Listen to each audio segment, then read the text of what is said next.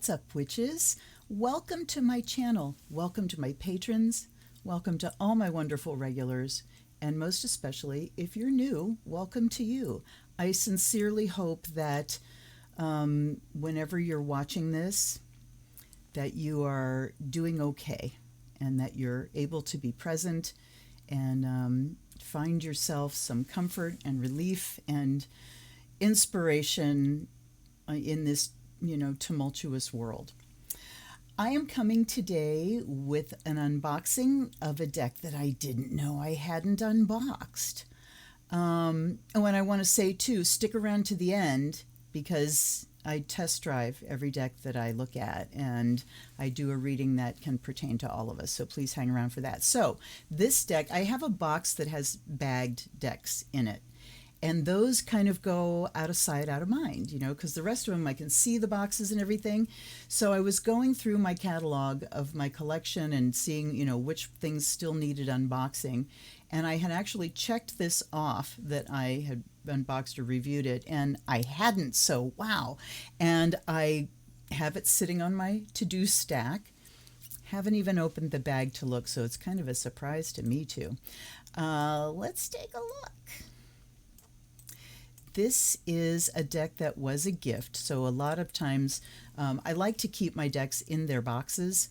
The ones that come with bags, I sort of take them out of and the flimsy boxes, I keep the flimsy boxes, but I flatten them out and save them and keep them in the bags. But like I said, that gives me an out of sight, out of mind problem. This was from oh, looky, I match. Totally unintentional. This was from a group of decks that I was gifted by a friend that I met through the henna body art community. And it came without a box. So here we go. And it is the Universal Fantasy Tarot. This is an LS deck, Lo Scarabeo deck. And let me see, the copyright is 2006. And might go without saying that since this was an out of sight, out of mind deck, I very rarely, if ever, have used this deck. So this kind of really is an unboxing. The artwork is Paolo Martinello. The instructions are by Beppe Vigna. I love these Italian names. Okay, let's take a look. Look at the backs. They're beautiful. So here are the backs, kind of really swordish looking, but I also like, it's purely graphic. There's no representation here, but we've got these straight lines and then we've got the wheels. Yeah, it's not even, I was looking to see if these were like the four elements symbols that have been kind of kaleidoscoped together, but they aren't. But I do love the design. Very interesting. And we do have this kind of hint of buildings off in the distance. I'm not sure how well you can see that. There we go. Okay, let's turn them over. Since this is an LS deck and it is one of the, classic LS decks, we have 6 languages represented on the front. We've got English, Italian, Spanish, French, German, etwas, English, Italian, Spanish, French, and German. But we've got der Narr and de Dois. There's 6 languages and they're only listing 5. Oh, am I curious? See? Das Fantasy genre. And so there's a 6th language on the front of the card here that is not listed in the book. Interesting. All right. You have little pieces of beading thread floating around. Okay, here we go. The first thing that strikes me is just the vibrant color. I love rich jewel tone colors. Not a pastel person at all. And these are amazing. Look at the jester's outfit, or the fool's outfit is multicolored, and he's got this flag instead of like the bag with the tied to a stick. I mean, you can see that there are things tied to this stick. There's a little bottle and something else that almost looks like a bottle. We've got these little butterfly fairies flying around, but he's got this huge flag. And then we see lots of flowers in the background. And here is the creature who looks like a kind of like a baboon. The feet are certainly not dog feet. So, wow. So universal fantasy, we're immediately stepping into this wonderful fantastical zone.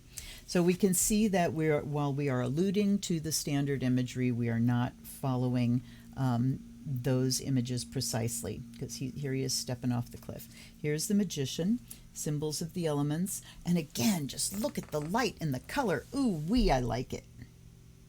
I like it a lot. Here is the high priestess. So the images, they're very reminiscent of Ciro Marchetti's art style, with the rich color and the detail. Although this kind of fills a gap that Ciro leaves. His decks tend to be very up close. You see faces. This is that same color, aesthetic, and style, but backed out, and I'm really loving it. So we kind of have pillars. I mean, does she have, no, she doesn't have forearms. Very beautiful, but also very fantastical. She's like suspended in midair here. And yes, you can see the two big columns. Okay. Here's the Empress. Oh. So I'm looking at this, and the first thing I'm thinking is, how the hell does she hold her head up with that? And you see that this huge headdress she has on is being held up by a post. That's a riot. But really alienish, lizardy, but we also have kind of an Art Nouveau, really swoopy, swirly, while the backs are almost deco. This is fascinating. They're beautiful, beautiful cards. So this is a deck that it's definitely going to be to your benefit if you know the standard images and what those mean. Here's the Emperor. Look at this. It has a really sinewy, there is a really organic flavor to the style, and the fantastical as well. It's great. Here's the Hierophant. And this beautiful, look at this.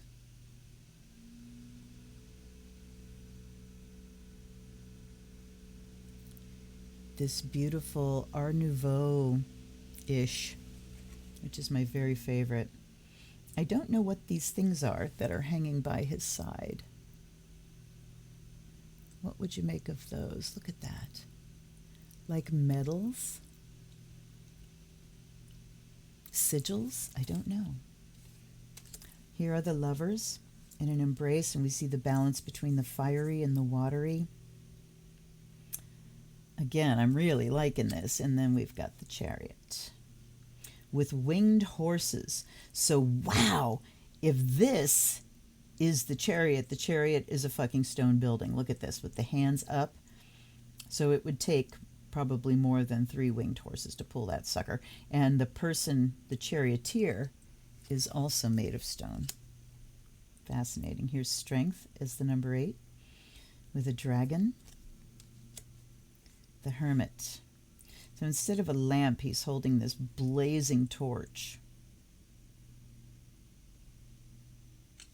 Look at the face. He too looks like he's made out of stone. Here's the Wheel of Fortune. So here we see, that's what's on the backs of the cards. We see this wheel, and it almost looks like mechanical legs or something. It looks like these things can move. So, have you seen, things that have been made? I can't really pull any specifics out about it, but I know there's a thing that exists that turns, and it has all the planets that turn at their correct relative speeds when you spin it. That's what that reminds me of. Gears and things. And here is Justice. It's definitely a white deck. Look at this big winged. The Hanged Man. Wow, look at that. So that looks like a phoenix that is holding him. Very dynamic, lots of movement going on. Here's Death. So here's Death standing there with this black horse, and look at the artwork is exquisite. I am loving it. Temperance. I want these blown up on my wall. You know, Alphonse Mucha is like one of my very favorite artists. He's that classic Art Nouveau style, and these are reminding me so much. They're just rich. Look at the water pouring out of this one flower to the other. Beautiful take on temperance. Here's the Devil. Ooh. Or the Balrog, depending. And look at the cats. The Devil has changed some catty cats. I am not down with that. And here is the Tower. So we don't see an actual tower. We see this monolith of stone that is crumbling away, and somebody here is like walking towards it. Stars. So most tarot decks say the star. This one says the stars. But la estrella, le stelle, les étoiles. So that's plural. Those aren't. These aren't. Interesting. The moon. Ooh. We see the crayfish. We see the moon. There's the crayfish. And here are... These are men wearing masks of a dog and a wolf, probably, or a dog and a lion. Here's the sun. Ah. Absolutely gorgeous. I would love to know how big these original works are because they're very detailed. Here is Judgment. And look at this flying in on an eagle, a vulture, I don't know, but there's this being sitting on this gigantic bird, and there's the trumpet, and here are all the souls rising up from flowers. Ooh! And here's the world. Yeah, you guys, I have zero memory of this deck, so I've never used it. I put it in a bag and it got stuck in the box, and that's that. So this is exciting. Here are the wands. Again, we've got this big creature. Look, this is at the head of this creature. And here are other beings compared to it, very tiny. The Two of Wands, talking about planning. Look at him studying this huge, long scroll. Wow. And here's the Three, launching the plan. So we have Two of Wands looking towards the future, devising a plan, and then we have this, the ships have launched. Incredible. Here's the Four. So we have the kind of bower built, and this is like a, I don't know what that is. It's like huge. It's a building, maybe? Yeah, there are people in those windows. Holy shit. Okay. And then we have the Five. We don't have the idea really of celebration here. I mean, we've got kind of decorations going on, and maybe the birds are flying around and decorating. So I guess we can get there. Five of Wands, talking about cross purposes, efforts that are not coordinated, a tangle, very graphically portrayed there. And then we've got the Six, the Victory card. And the Seven, oof, standing your ground against this massive, massive beast. Shooey. Here's the Eight. So we don't just have the wands flying through air, but we've got them up and curled around. The Nine is playing the staff, looks like a flute. Absolutely fascinating and beautiful. And here's the Ten of Wands. So do we get the idea of oppression? Not really. I get the idea of structure. Something being pulled together into a structure. And I guess we could stretch that and say that that structure then dictates the form of what you're creating, rather than this growing wild. We've tamed them. Interesting. Here's the Knave, the Knight. Oh. Very reptilian, but bird-like, just fabulous. The Queen, she's beautiful with her big kitty, and the King. All right, Cups. This takes me to Alice in Wonderland for some reason. The Lobster's Quadrille, or what was it called? Anyway, a picture that was in the original Alice in Wonderland. Chalice is the 2, so these are called chalices. Ace of Chalices, 2 of Chalices. We have 2 people meeting. Look at it. Looks okay. He's looking in a mirror. The reflection. I was just looking through the Haunted House. I was using it this morning, the Haunted House Tarot. And I think it was also the 2 of Cups, where there was someone looking in a mirror and seeing like their other self. This is amazing. The 3 of Chalices.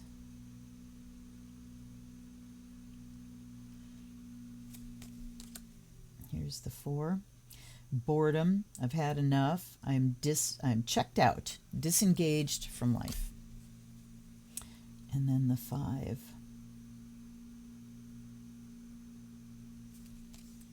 Here's the 6. Memories. So look at, he's dipping this cup down into this water and pulling up something. What's he pulling up? Memory.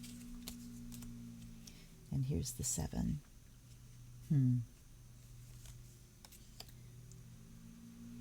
The 8, not walking, but flying away from what no longer serves.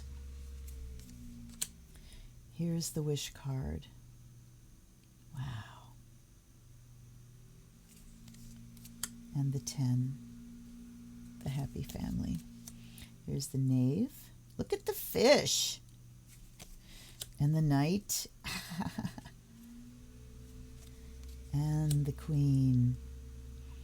So many decks like this, and it's like, I want that dress. I'd like that headdress too, please. Cosplayers, tarot decks are a wealth of inspiration. And here's the King. Look at the watery, the waves crashing around him. So much movement in these cards. Here's the Ace of Swords, where the movement comes to a stop. So you can see how flowing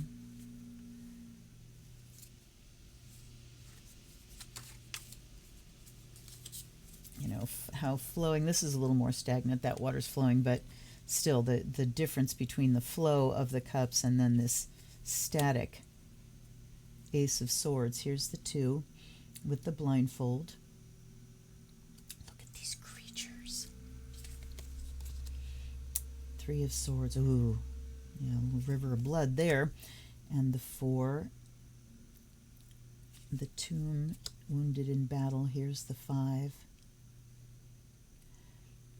That we can see as an abuse of power. But look at this building here. It's a being. This is like a being that has been... Oh, now it looks totally different. I could not see that bottom of a face, but from far it looked like a skull with the mouth open over here. That's fascinating. So is this man imprisoned here? Or, I mean, with the 5 of Swords, it can talk about abuse of power. And so look at that. Wow. Draw your own conclusions. Here's the 6 of Swords. Navigating your way through, rising above and moving beyond. Here's the 7. The Thief. Look at that. That could hurt somebody, including you, when you try to use it. Here's the 8. The other blindfold. Look at that creature. Yeah. The 9. Imprisoned, and look at this ominous shadow holding a sword up here, coming to get you. And then there's the 10. Yow, look at that poor dragon. Oh. The Knight. The Knight, wait. The Knave. Those got switched. The Knave. The Knight. This Knight looks female. The Queen. Oh. She's very watery, though, but I mean, I guess we could look at this as air. And the King. And then we have the Pentacles. There's the Ace. Something almost musical instrument-y about that. The 2. Decisions to be made. Here's the 3.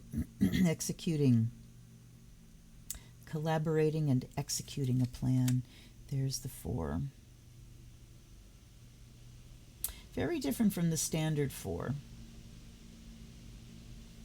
I don't know if you can hear the wind out there. It's amazing. It's a beautiful autumn day. 5 of Pentacles. Out in the cold. So look at this huge guardian-like figure blocking these people from accessing entry. Here's the 6 of Pentacles. I'm interested to see in the book whether they talk about like specific fairy tales or anything. Let's just take a quick look at this one.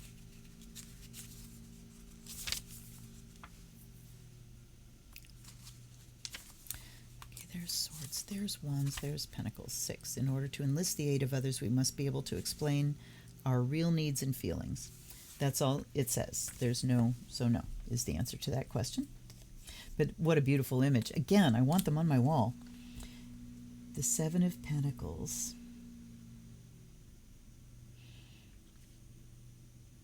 Review. Do I get the idea of review there? Not really, but that's okay. Here's the 8 of Pentacles. The 9. Oh, that wind. Dang. The 10. And then here's the Knave. Pardon me. And the Knight. A squirrel, riding a squirrel. The Queen. And the King. Wow. So what this deck does not have is the 2 facing cards that more recent LS decks give you. Let's zoom back out. Okay, let's look at the book a little bit more. So only the first 12 pages, so which starts on page 3, they consider that 1, 2, 3. So 3 to 12, we get 9 pages. 2, 4, 6, 8, 10. We get 10 pages of meanings for the English section. And let's look at the little introduction here.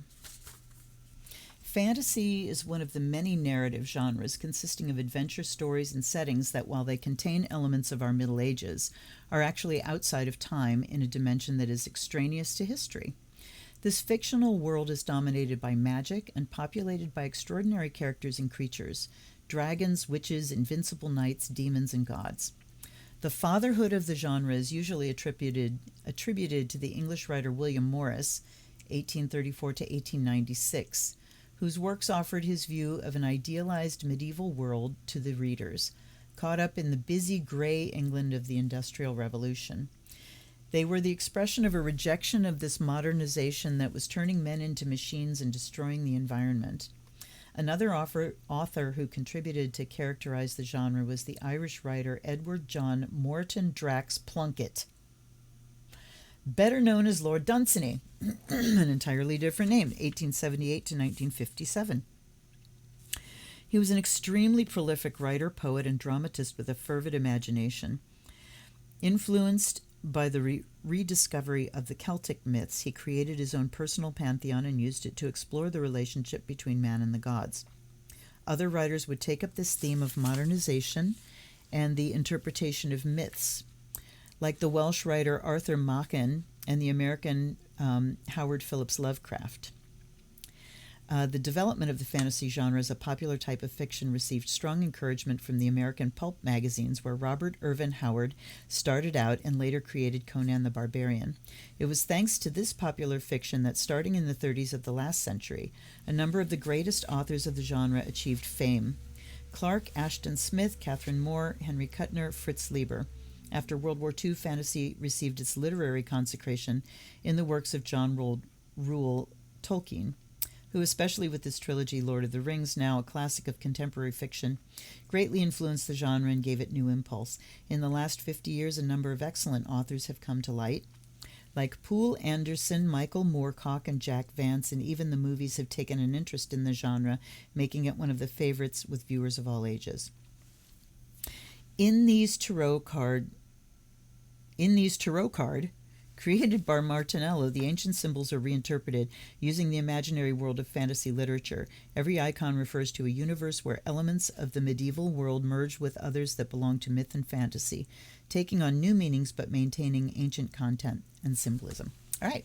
And then we have we don't have descriptions of the cards. We just have like one sentence of meaning for each. For instance, the Fool. At times, in order to understand things, we have to open our mind to dreams. Very different. The Emperor, to be authoritative, we must be recognized as such and committed to building what we have promised. Okay, so one sentence. And then we have Divining Method, the castle with 15 rooms. Shuffle the major and the minor together, then ask the querent to draw 9 cards from the deck and place them in 3 rows. The 3x3 spread that is my favorite. Draw 6 more and place them face up in a single row next to that of the querent. So it says, oh, they give us the image here on the first page. So that's a lot of cards. The querent can ask up to 6 questions, after which the cards must be shuffled again before proceeding with a new reading. So they're saying, invite the querent to ask a question, at the same time turn over one of the 9 cards. Whatever you choose, I guess. If the card's a minor, verify whether it corresponds with the suit of any of the 6 cards placed face up. Card turned over by the querent will indicate the most likely solution. If it's a major, so this is a whole new reading, which I will not do, because as you know, I like to do a reading with a pretty standard question by now that will pertain to all of us, so that things don't get topical on videos that people might be watching far and away outside of the context of a topical question. All right, so first of all, we are going to cleanse this deck. Of course, it has already been cleansed when it came into my collection, but it's been sitting dormant for so long. So let's wake it up.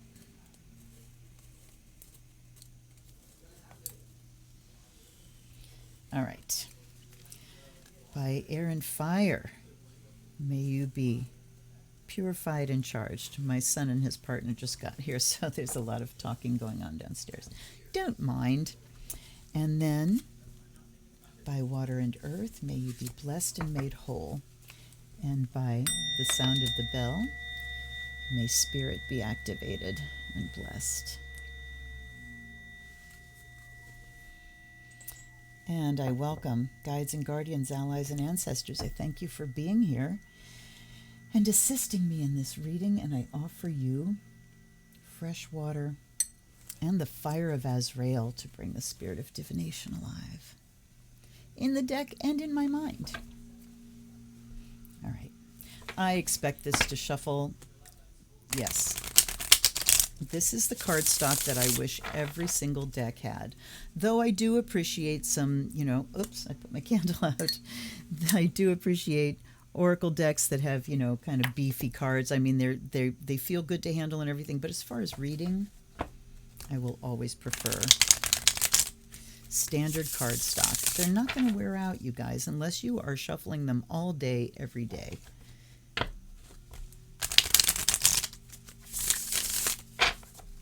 And even then, as they gain some wear, they're just going to become more and more your own. So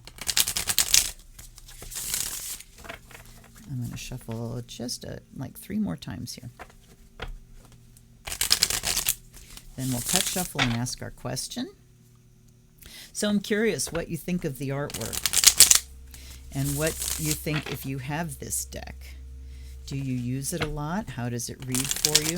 I have a feeling it's going to read quite well, personally. Okay. Oop.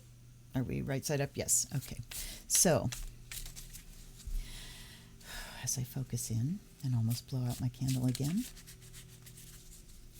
the question is, how may we, from where we are in this moment that you're watching this video, how may we move through whatever difficulties we're having, but most especially, how may we move from a feeling of being stuck, of just scraping by and surviving, into the actual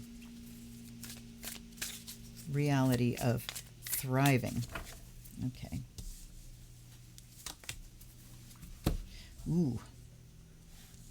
I was just going to do 3. I might have to do more. So we have Justice, the 10 of Swords, and the 5 of Pentacles. Yikes. So what do? We have to bring things into balance. We have to acknowledge where things have just collapsed. We have to accept that destruction is part of life. And it looks like Justice is looking here, saying that there is balance in life at all times. And, for instance, when we're going into the fall, when we're coming up to Samhain, and we're looking at the harvest and the leaves turning colors and things dying back, that's just the other side of the wheel. So there is, justification. Things do balance each other out. But I'm going to take some more. We're going to do 6. So at the center here, we really do have to acknowledge, I'm just getting the phrase about beating a dead horse. We need to acknowledge where the horse has died, and it doesn't matter how much we beg and plead or beat, that horse is not going to get up and give us a ride anymore. Okay? So some of the old ways have collapsed and died, or are in their death throes. I mean, the 10 is a culmination card, and we need to acknowledge that. And it's almost like we move beyond the idea of justice as things being fair, because fair has kind of an intellectual overlay to it, which means I'm going to get the same as you get, or that there's this interpersonal balance between what happens to somebody in their life and what happens to me in mine. I'm not sure if I'm making any sense, but that idea of that's not fair, and somebody else has to make it right. Life is life is life. There is justice, there is balance in that. When things swing way this way, they eventually are going to swing back the other way. You're at the top of the wheel and you're going down, down, down. You hit rock bottom, you rise again, okay? The wheel keeps turning. So there is balance, but not necessarily fairness. And over here, the 5 of Pentacles talks about just feeling left out in the cold. Let me look up. Okay, we got to go to the book here. Let's let the deck speak for itself. Justice says considering the other point of view can help us look inside ourselves. Unduly harsh punishments are as dangerous as undeserved rewards. So again, life isn't entirely fair looked at a certain way. But when we can consider someone else's point of view, we can find...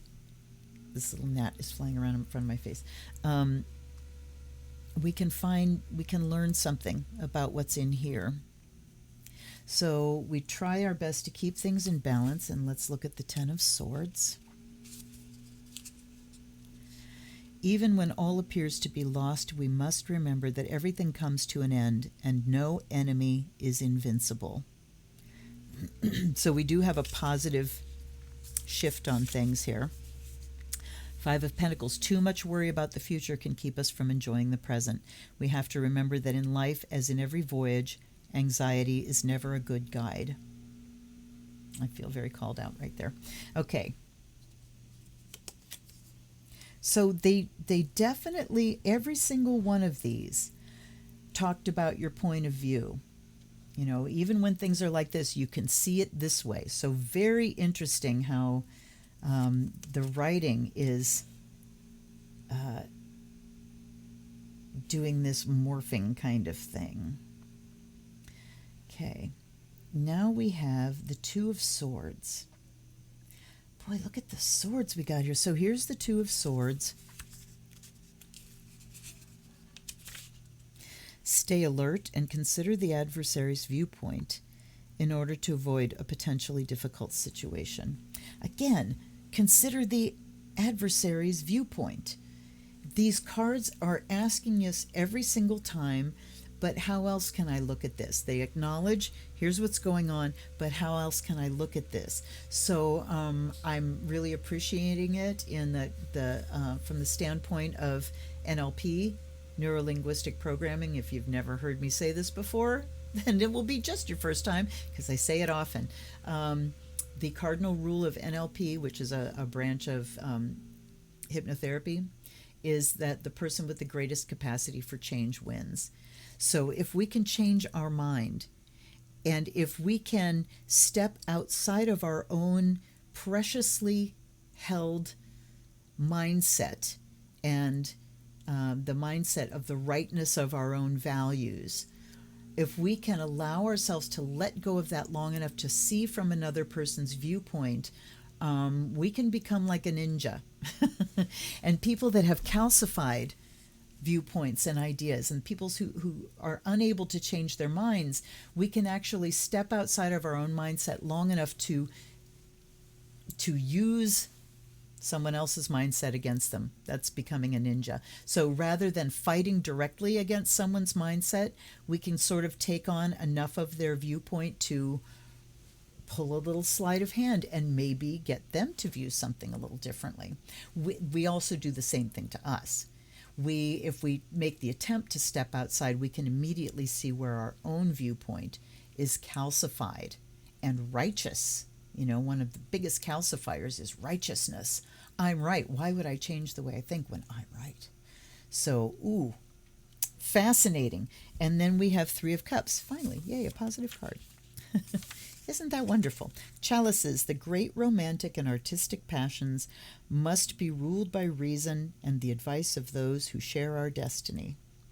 So it talks about, passion and romance and, this celebratory image, but saying that we also have to stay within reason and not lose ourselves in that, and consider the people that also are traveling along with us. They're very slippery, these cards, these images and these meanings. And I do appreciate that. Okay, so all right, let me keep going. Here's our last one here. And we have the Seven of Swords. Look at all the swords. I did a reading yesterday too, my morning practice with the ghosts and spirits, and lots of swords. So we are in conflict. This is, a validation of your own struggles, your own conflicts. The Seven of Swords says logic and perseverance can help us overcome seemingly impossible obstacles. So this is not the Thief card. This is saying we are armed with our intellect. I mean, this looks like fucking Nazgul flying up there, doesn't it? 1, 2, 3, 4, 5, 6, 7, 8. There are 8 of them, not 9. Okay. Sorry, I'm a nerd. So this is talking about the way out being the mind. And justice, too. That's an intellectual exercise, talking about being able to see things in different ways and balancing it out. And when we're feeling just snowed under by these black thoughts. I'm going to follow the elemental correspondences here of air. The 10 of air just saying we feel like we're, at death's door, but it's saying that there's always another way to look at things. And what was it again here? Even when all appears to be lost, everything comes to an end. No enemy is invincible. So even if you're going through a time where you are feeling that destructive effect, things you're just having to let go of things that are crashing and burning, understand that what you consider to be your enemy will also go through this phase. And then we have the out in the cold, 2 of Swords saying take off the blindfold, be willing to look at things clearly. If she takes her blindfold off, she sees the 3 of Cups here. So she sees what is there to be celebrated. And that, talking about people that share our destiny, saying to go to those people when we're feeling alone and isolated and left out. We need to remove the blindfold that says I'm all alone and nobody cares and see what's in front of us, because we still have celebration.